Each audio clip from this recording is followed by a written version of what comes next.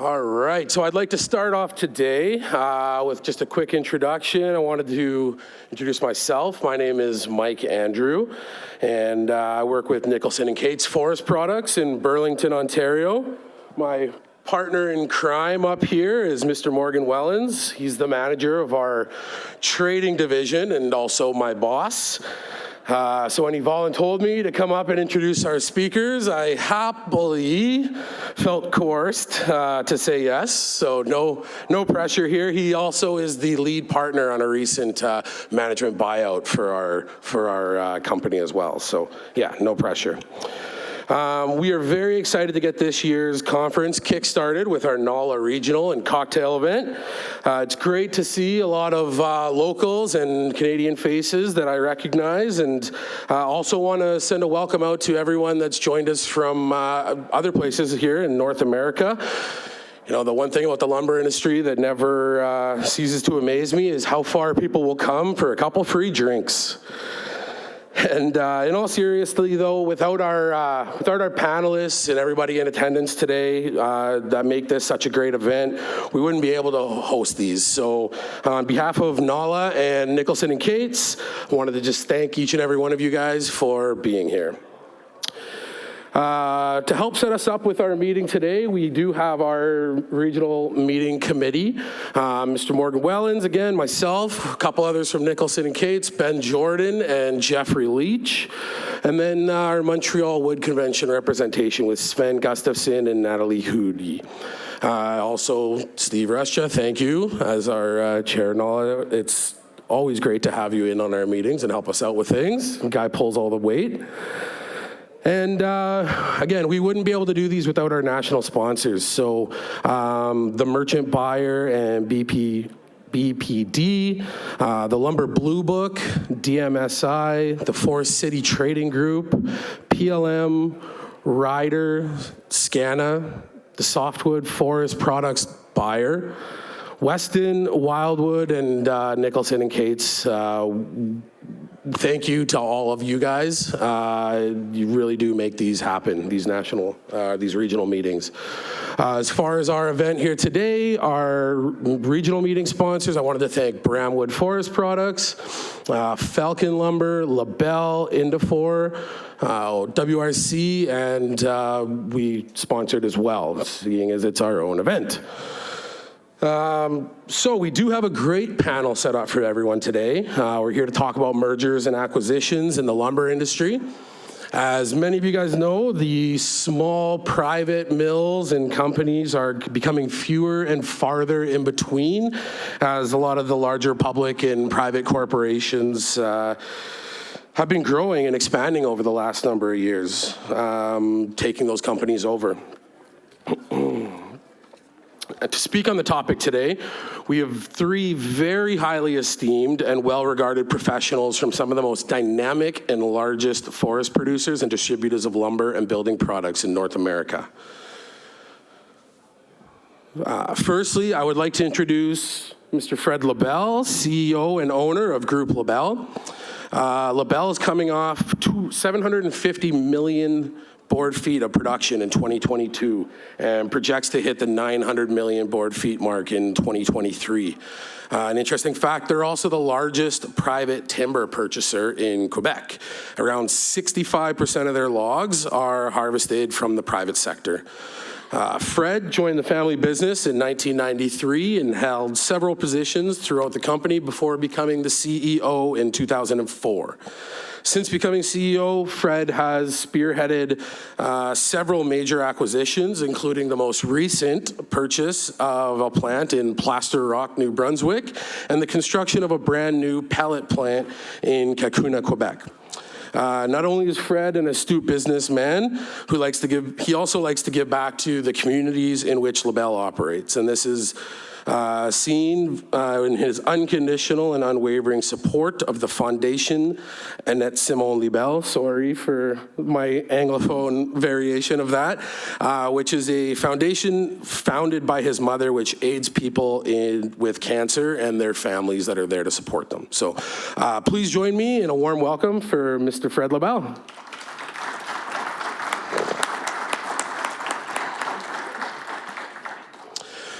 Also joining us today, we have Khara, Julien, the Chief Human Resources Officer for a company called Specialty Buildings Products, which I'm now going to refer to as SBP, because when you start talking about the name of the company that they distribute specialty buildings products, it can get a little bit confusing. So SBP operates through several well-known brands that you would be probably familiar with, such as US Lumber, Alexandria Molding, Reed, DW Distribution Inc., Millworks Sales, and of course Amerhart. With their core principles of disciplined execution, dedication to values, and dynamic growth, SBP is not only one of the leading distributors of specialty building products, but it is the fastest growing distributor in North America. Khara joined SBP in 2022. Prior to that, she was the Chief Head Resources Officer for Transportation Insight Holding Company, Americold Logistics, and Gypsum Management and Supply. With over 20 years of experience, Khara has been responsible for the development and implementation of a nationwide HR strategy and has played an important role in over 40 mergers and acquisitions. She was also responsible for building the HR infrastructure to transition Gypsum Management and Supply from private ownership to a publicly traded company on the New York Stock Exchange in 2016. And when she isn't passionately working on behalf of her employees, she enjoys spending time with her family on her small farm and watching her two daughters' athletics, a football player and a gymnast. Can everyone please join me in welcoming Khara, Julien.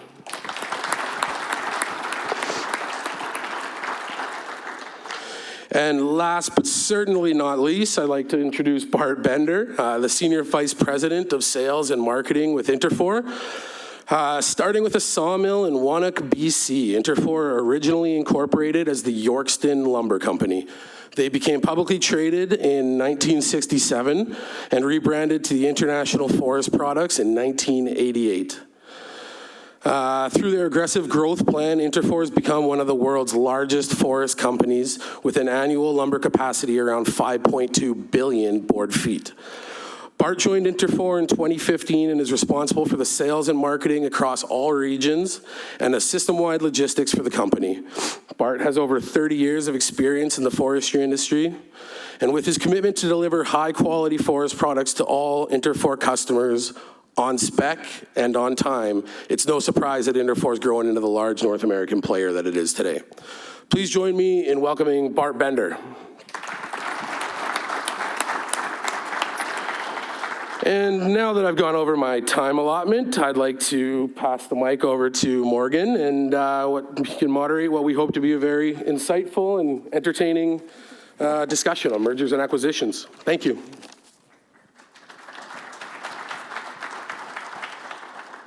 Mike, thank you very much for the introduction.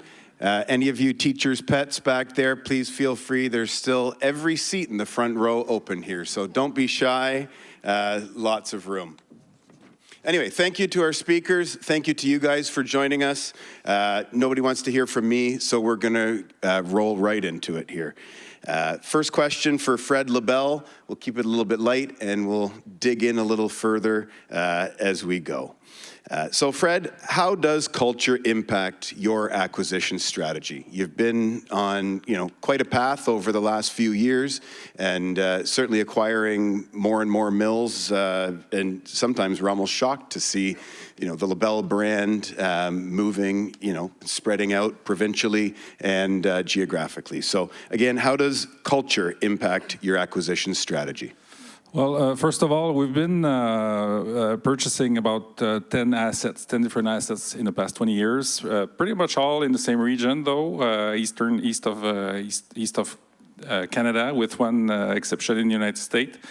Every one of them has their own story where the ownership could be different, private, public, or pulp and paper from the pulp and paper industry. So at the end of the day, as you can imagine, the culture is always quite different from who we are as a company.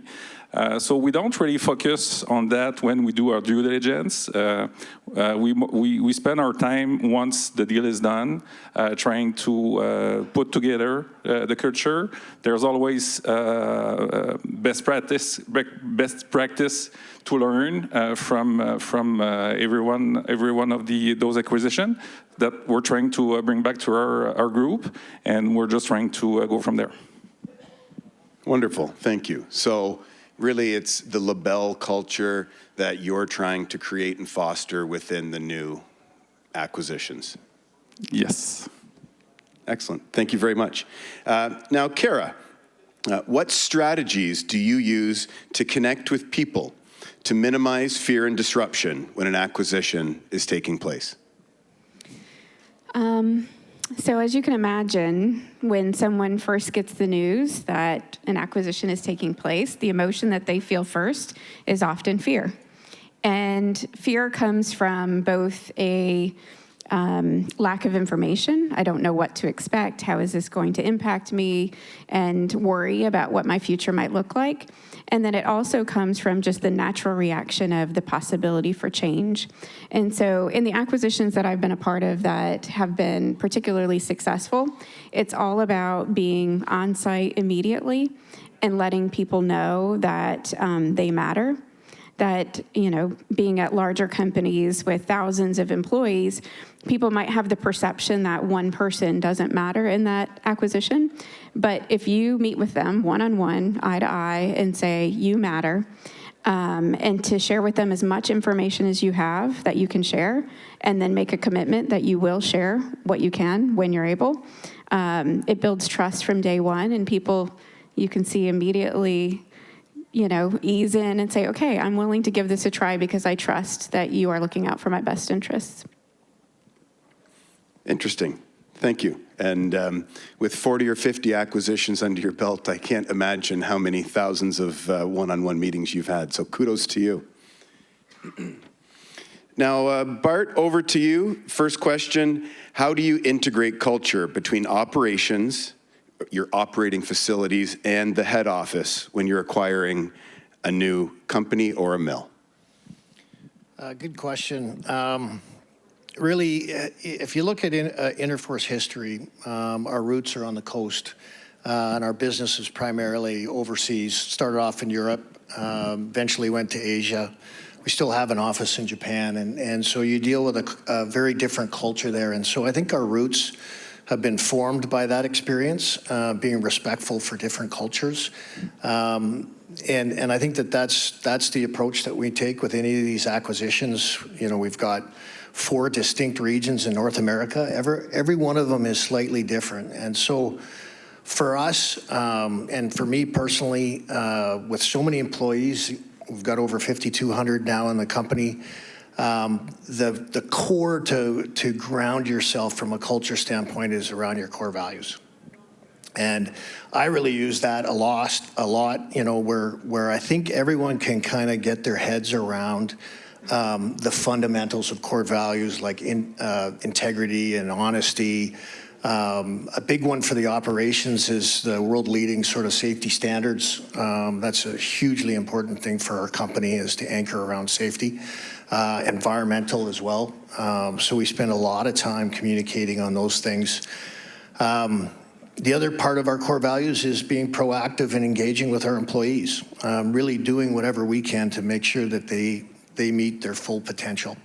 And I think with a larger company like that, there's lots of opportunity to do some different things. Where it kind of goes from there for us, there are other components of our core values, things like being fact-based and proactive, being responsible for our own success, being driven towards excellence. Those are all pieces that I think are really important to discuss. You know, whenever you have an acquisition, I think people can have different understandings of those, but you have to spend some time to really kind of communicate the core of what the company is, and then let the cultures do what they do beyond that. But those key core values will anchor the company on any acquisition. So we spend a majority of our time talking about those.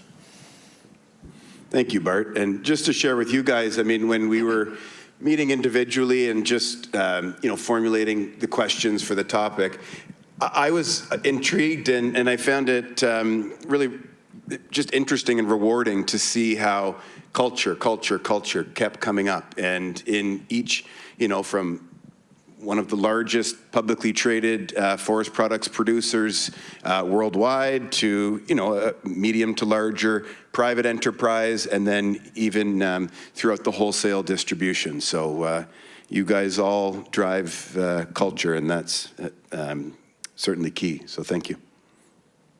Fred, over to you. Are there particular synergies that impact your decision to acquire a company? And just thinking, when you're acquiring a mill, is it the geographic location, the operating structure, the log deck? What synergies or what aspects are key? Yeah, well, there's two.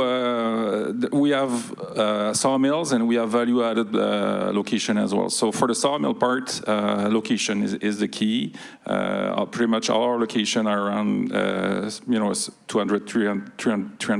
250 to 300 kilometers radius. So that allows us to bring logs from one place to another, trying to take advantage of the technology that are in place in different locations, and try to take the most of the fiber. So that's one thing. The second thing is on the value-added side. What we're trying to do is to add value on the lumber that we're producing ourselves. It's not always the case. We're still working on that, but that's how we look at it. Excellent. Thank you. Khara, over to you. Can you compare and contrast the different acquisition strategies that you've seen companies undertake? Yeah, good question. So having had the opportunity to participate in acquisitions across multiple industries, not just within our current industry, it's interesting that some companies have an overall philosophy that they're purchasing a company because of the assets and because of, something particular about where it's located or the customer base, but it really isn't about the local brand or the local marketing or kind of the leadership that's been built in that company. So as an example, when I worked at Americold Logistics, that organization had a philosophy that the Americold operating system was the best way of running the business. And so when we would do an acquisition there, it was Americold day 2 after acquisition, and we taught the Americold operating system, and that's that. So the acquisition integration happened much more quickly because the strategy was about creating one company with one way of operating and a kind of very well-oiled machine. That contrasts with where I am now at Specialty Building Products and when I was at Gypsum Management and Supply, where the belief was when we were purchasing a company, that company has unique value in that market. That brand has unique value, and the people there have built it and have things that maybe they do even better than we do. And so the integration approach is much different. It's about learning, exchanging ideas, and then understanding how best to integrate the two organizations. So I would say depending on the organization you work for or that you acquire or have been acquired by, understanding what that company's philosophy is around integrating is really important so that you understand how the game's going to be played depending on the company that's acquiring. Thank you. I think it's interesting to point out that, if we think about it, throughout all of our careers, the vast majority of us, and the vast majority, are all going to go through some type of a merger and acquisition in your career. So, having an idea of what strategy or what approach the company takes can be beneficial, I think, just for everybody's own personal understanding. Bart, so I don't know, Mike, if we can just sneak back one slide here. But so Interfor, with its beginnings in coastal British Columbia, then moving to the interior of British Columbia, you guys then expanded into the U.S. Pacific Northwest, then into the U.S. South, and now recently into Eastern Canada, almost forming sort of a U-shaped strategy there, and I'm not saying I think that was your strategy, but can you elaborate on the key factors you look for in a specific company or a mill that you're looking to acquire? Oh, yeah. Sure. Yeah, no, it's been a very, very interesting journey for us, particularly in the last couple of years. The growth has been tremendous, and it's been exciting to be a part of that. There's quite a process of, when you look at capital allocation and how you want to do it, as a public company, there's a few more buckets to consider, as you decide where to spend your money. Mergers and acquisitions, that's a component of it. There's also spending money internally to fix up your mills. Greenfield, which we've never done, or we haven't done lately. And then as a public company, there's always the option to dividend or buy stock back or any of that stuff. And so when we look at how we want to allocate our capital, we consider every one of those buckets as we go along. And so on the M&A specifically, it comes down to a number of key components. One is the fiber, for sure. It's hard to run a sawmill without the trees. So that's one we pay a lot of attention to. And with our involvement in the U.S., we've become very comfortable with different ways of obtaining fiber. Having tenure is not a requirement. As long as we're in a good wood basket that's still, the drain ratios are still in the right spot, we're comfortable as long as the trees are there. The second piece is people. That is a huge component. It's as important as the trees. Really it is, and I think that's one of the biggest constraints now, especially when you think of greenfield, is the fact that you have to staff these mills. And people is, it's a difficult part of the equation, and so you do have to make sure that you're in an area that you do have an okay population to be able to do that. The third one for us is residuals. So obviously you want to make sure that you do have the takeaway from that side of things, and then there's two other pieces. One is logistics. Are you in the right spot to get to market? And obviously there are different regions that are very different from that standpoint. Look at our southern region with 13 sawmills. 85% of that is truck shipment. So we're not dealing with the rail cars to the extent that we are in the other regions. And then the last one is looking at the pathway. So there's assets that need more capital than other assets, and so as long as you've got a clear line of sight on what that pathway looks like, and you do some risk-adjusted calculations, from there you can figure out which potential acquisition targets kind of meet all of your criteria. Bart, that's very interesting just to see, from a capital allocation, perspective and all of the details that you drill into beyond people and the wood basket. But thank you for sharing with us Interfor's strategy on that. Fred, we asked all of our presenters, we want to hear about the good and a little bit of the bad and the challenges that you face.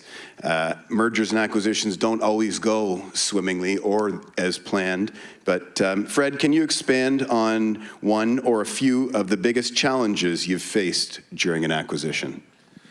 Well, I guess in 2014, we all remember that we went through a big crisis from 2008 to about 14, and so at the end of the day, we had the opportunity to buy the Cambium Group, which is a producer of pressure-treated lumber, with production in Quebec and Ontario. And at the same time, where we're in the process of purchasing, we had the opportunity to bid on the Canfor location in Daquam. And so at the end of the day, if we were going to do both deal, we were doubling the sales of the company, or the size of the company. And so at the end of the day, we had to do it. We had to do it. The timing was right there, and so we did. But we had a lot of people to convince. That was not an easy one, to be honest, but that's probably the most important date of our company. That's pretty much where we went from a small company to a medium company, like you said. Wonderful. Thank you. Now, Khara, in your opinion, what do most companies miss in their integration plan during an acquisition? And what type of fallout do you see from that?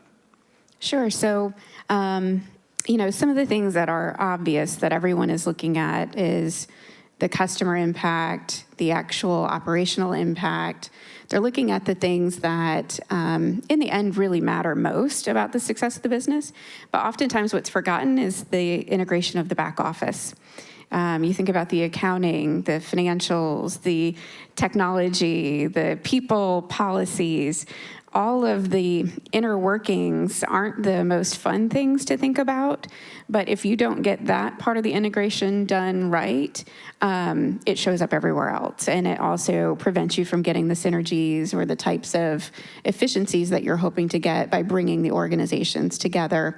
And there was something else I thought of that we didn't talk about before, but I once heard a speaker at a CEO succession conference that I was at, and he was talking about what makes a great CEO. And I think that also applies to what people often forget about in an integration of acquisitions. The first thing he said is an acute ability to define reality well. So if you think about the first thing is, we can't put rose-colored glasses on. We can't wish away things that actually exist. You first have to define the current state very well and clearly see it. The second thing that you need to do is understand how your company is going to capitalize on that current reality. So you come up with a strategy that obviously reflects a very well-defined current reality. And then the third thing is you have to rally the troops to get there. And so I think that's the other thing that sometimes we forget. Don't put on rose-colored glasses. It is what it is. What's the strategy to get there? And then finally, rally everybody to get to where you're trying to go. Thank you. Absolutely. Rally, get on board.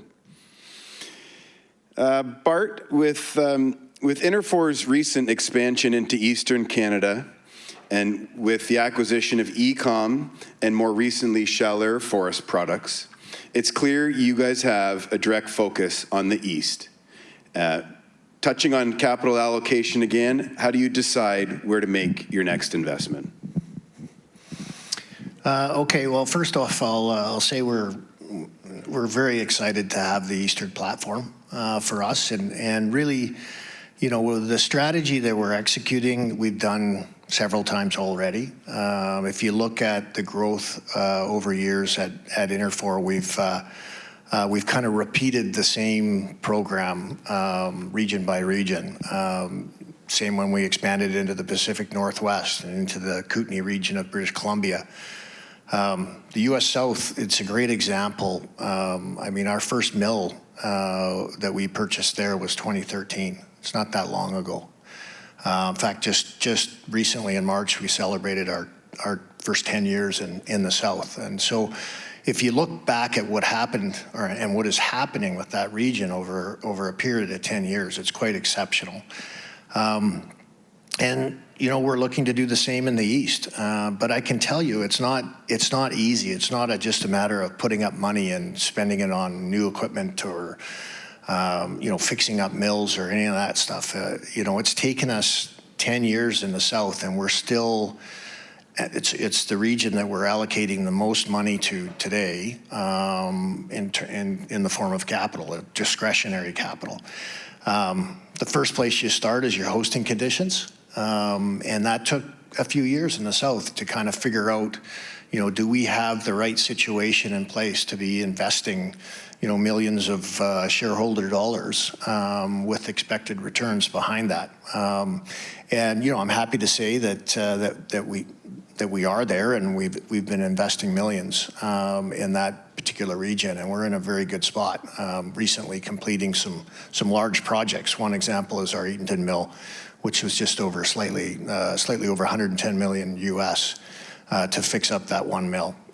So we're really getting those assets to top quartile, and we've got a clear path to get there. The same will happen in the east.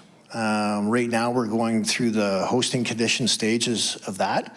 There's some obvious capital with quick payback to deploy, in the early stages of that program.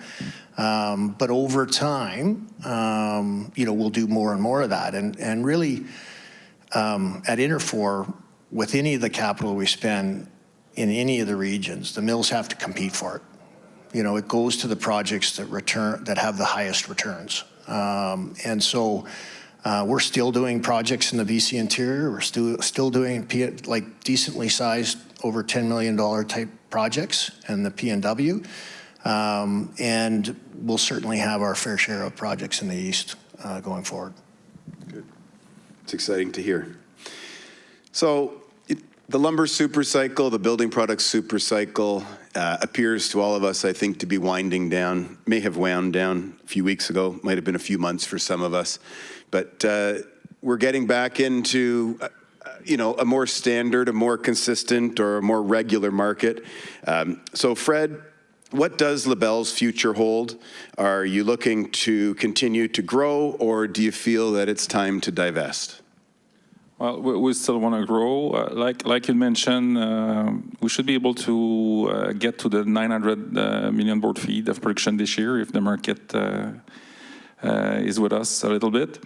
Our next goal is to get to the 1 billion production, which we should be able to produce with our actual asset within 2 years. And then we go from there. We are, a private company, family owned and run, but we also have an hedge fund as shareholders, which is owned by two different entities, and so pretty much all the shareholders, not pretty much all the shareholders, are willing to keep the growth. On a growth mindset, and so, but we need to find the right target.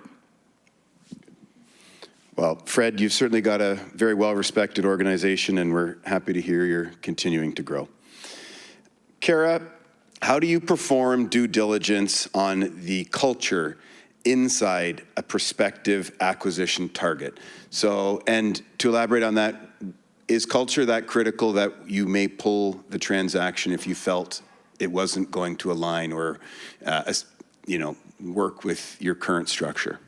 Yes, and we have, actually. Because, Fred, you mentioned finding the right target. You're investing precious resources, and so you want to make sure that it's a group that you want to belong to in the long term. And, I often think of it like a family coming together. When a couple decides to get married, usually it's just the couple moving into the house, not their extended family. They don't have the mother and the father and the son and daughter-in-law. Like, everybody doesn't move in, but when you do an acquisition, everybody's moving in together, even if they didn't agree to this. And so if before you even make that commitment to become one unit working together, the culture isn't a good fit, you are really asking for long-term pain. And so the way that I've seen really good cultural diligence, it's about, as much as possible, getting to know as many people as you possibly can within that organization.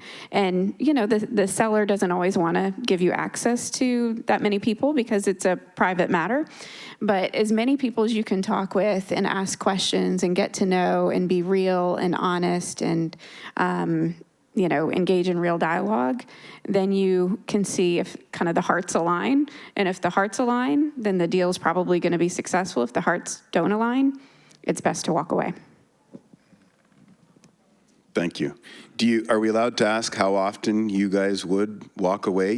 I know you've mentioned 40 or 50 acquisitions, so. In that time, just the ones that I've been involved in, I think it's been 3 or 4 that we've walked away from, that I've been a part of. I'm sure there are others that before I was even aware they, died a slow death in the background before it even became something that I was looking at. But the courtships can be years, 4 or 5 years sometimes that people are in conversations, and suddenly the timing is right. The people know each other and it's right. But yeah, 3 or 4, we got to the dance, if you will, and we walked away. Yeah. Well, it speaks volume as to how important culture is. Bart, what can you tell us about Interfor's next steps and plans for any future acquisitions in Eastern Canada? Sorry, in Eastern Canada. Nothing.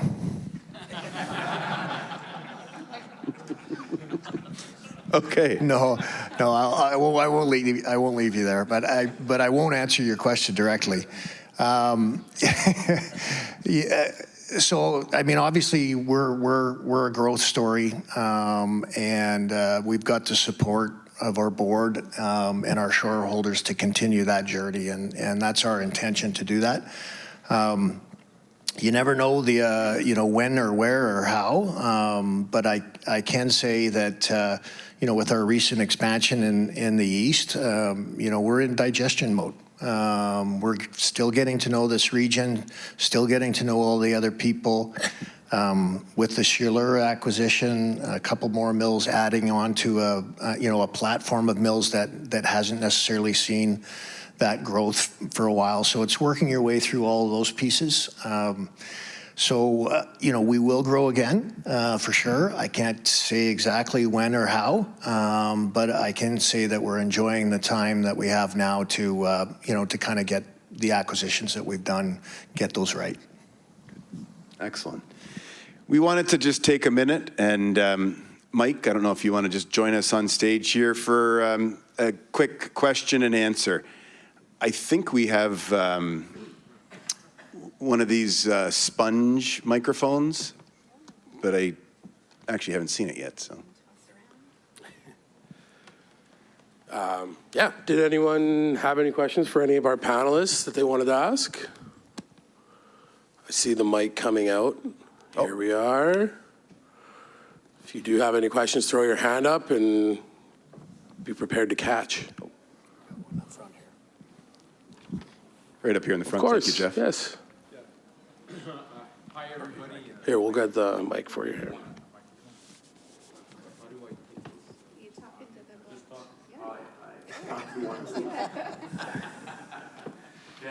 So, well, thank you, everybody. I'm Osvaldo Nunes from Montreal, Latino origin. I've been in this business 20 years ago with exporting uniboard from Lebel wood panels to Latin America. That's my backyard. And I've been doing a little bit of Stella Jones, exporting wood poles and electricity and telephone wood poles in the Middle East, in Latin America, and I was going well. And then I went to the paper business. So today I'm in the paper business for 18 years now. My son is getting in, so it's very positive. At least I have somebody to take over the company and to continue. And my question essentially is, I'm coming to this. I just got registered an hour ago. So my question is there any options of exporting wood, lumber, panels, 2x4, cedar? I was talking to a gentleman from BC. He says there's markets in Mexico. Is there anything that is exportable to this world, considering Chile is a big producer, Brazil, and now East Asia? How is the world market today? For an update. Okay. Thank you. Fred, I think you do, Lebel does a little bit of export? We don't, no? No, we don't do exportation at all. In fact, we have to face importation from Europe into the American market. So we don't look at it at all. Okay. And I don't think Khara, no, and... Yeah, so we do have we've got an export department. We've got an office in Tokyo. Recently had an office in Shanghai, but we just in the process of finalizing shutting that down. which is not an indication of our willingness to do business in China. It's just we just don't need the office there. But no, the export markets are a part of our strategy, and we're active, whether it's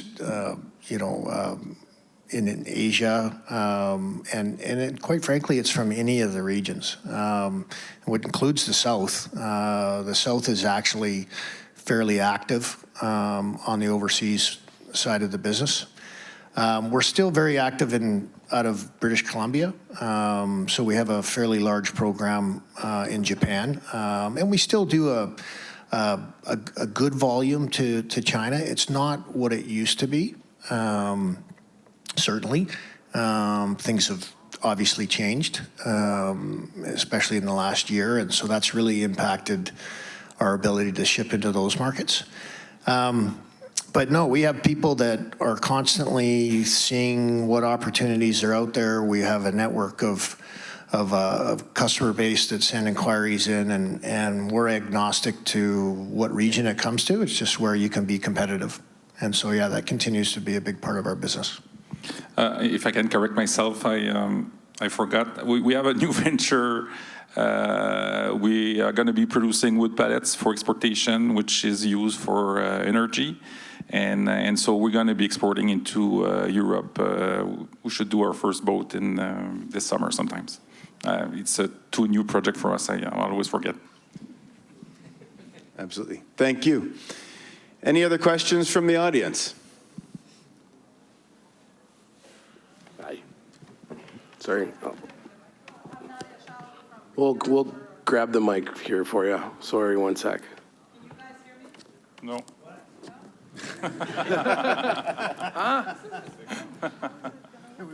Hello, is this better? Yeah. Hello, everybody. I'm Nadia Shalby from Pakira. We're a new emerging software platform that unites everybody in the industry across the entire supply chain. We have 100,000 plus companies in our industry search. My question, most of the people here or the companies are already on Pakira, which is awesome and great. Our first trade show was last year. Montreal Wood Convention rocks. So my question to you gentlemen is, having come here for the first time after the pandemic, that was the first, I think, trade show for the wood industry after the pandemic. The market conditions are very different from they were at the height of the pandemic and $1,400 lumber pricing compared to today. So in view of the discussion that the panel had, how is your business strategy in acquisition and just doing business and the pandemic hopefully is not coming back, has changed, and what are you looking ahead for in the next couple years? If you're assuming that we are more in a status quo now than we were a couple years ago. So it's a general, maybe macroeconomic question, whether you export or not. Thank you. Can I go first? Sure. Thank you. I hope today's not the status quo. I'll start off with that.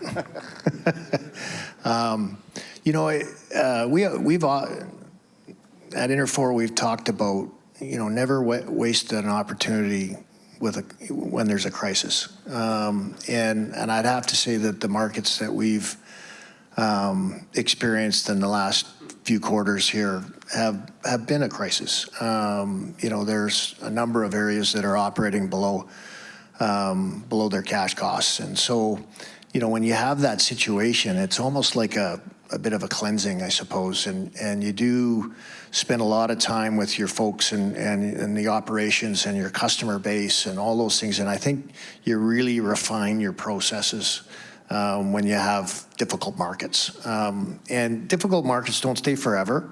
Quite frankly, we're pretty encouraged at the backdrop in behind, as soon as you get past the affordability piece, there's a lot of good things to talk about for our business. We just have to deal with the affordability piece. And it's no different than what we dealt with in 2019. It just takes a bit of time, and that's what it's going to take this time around. So in the meantime, we just fine tune and get prepared for the next run. Excellent. Thank you, Bart. Anybody else? Anything to add? No, I agree with Bart. Good question. good answer. Time for one last question, if anybody has anything. No? Oh, in the back here. Thank you, Jeff.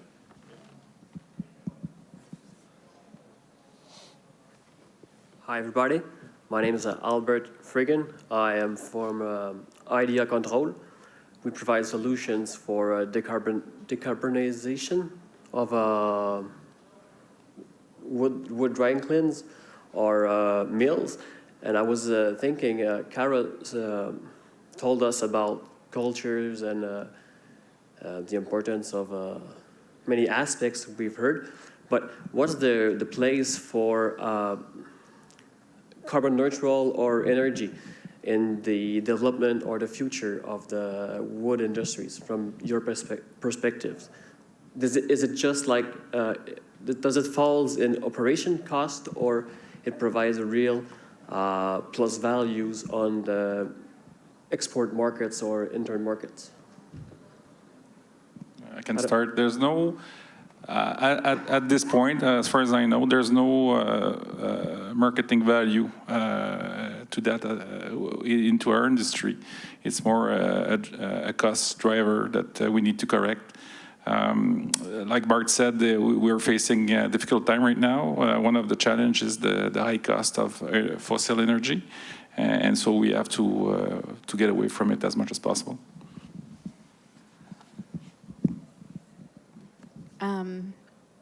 The only thing that I would add is, particularly, I know you're a publicly traded company. We are not yet, but that's certainly where we have our sights set.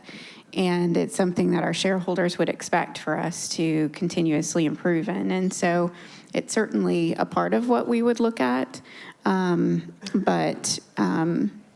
that's the only thought I had on that. So that's, you know, it's an interesting topic. There's a couple of pieces that you mentioned. You know, we've spent a lot of time on the sustainability side. Encourage you to jump on our website. Our sustainability report is on there. It's a very exhaustive document, and I'm personally on the committee, and the committee's made up of a number of executives that we're tasked with coming up with, you know, our ESG stance and sustainability report. And the work involved in that was extensive, and you know, parts of it that make you a bit nervous. I mean, as a public company, we're expected to you know, to be forward thinking on these kinds of things and set goals and targets, and all on things that we're not necessarily haven't thought about a lot in the past. So that's that part, and that's the company. And so again, I would encourage you to go on the website. It's an interesting document. On the wood side, you know, it's my opinion that we don't do enough to highlight the attributes of wood and the use of wood. There's all kinds of opportunity. Mass timber is obviously a big piece of that, and there's an excellent story to tell in behind that. But you know, we're blessed to be in the industry that we are, and selling a sustainable product, a well-managed sustainable product. And I don't believe the consumer at large totally appreciates, you know, the good story that's behind that. I mean, they see the clear cuts and things like that of the past. And now it's about sequestering carbon, and really what's better than trees than sequestering carbon. That's so we're very fortunate to have that reality in our industry, and I think we should be standing on whatever platform we have to talk more about it and make sure our customers and the ultimate consumers of wood understand that they're doing a good thing for the environment when they build with wood. Thank you. Great question. And I think that sort of just tells a good story here in terms of, you know, why we're seeing so much on the mergers and acquisitions front within the industry, you know, because there is a lot of growth. You know, the evolution of, or, you know, the changes with building code going into low and mid-rise type of structures, you know, the engineered lumber, the LVL, and all of the different glulam products. So certainly lots of exciting things, and we just wanted to share with everybody today some of the experiences. Like I'd mentioned, mergers and acquisitions is something that will most likely touch each and every one of us at some point throughout our career, and we hope you found this helpful and informative. So we thank you for your time, and Mike's just got a couple of closing remarks here. Yeah, perfect. So first and foremost, thank you very much to all three of our panelists. Lots of great insight from a lot of different perspectives on sort of the future of our industry and where we might be headed. So thank you to Bart, Khara, and Fred.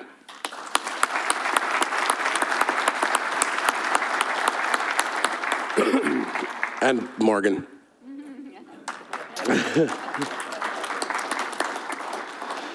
And I just wanted to quickly touch on some of the upcoming NAWLA events. We do have our other regional meetings. Obviously, we're here in Montreal today. Vancouver is coming up at the beginning of May. We have the Southeast meeting in May 17th. Portland, June 1st. Minneapolis is August 17th. The Northeast, September 20th. And we're still working on Texas, but that is coming soon. Oh, that's a good one. I also wanted to say Spring Wood Basics is coming up here right away, May 8th to 11th.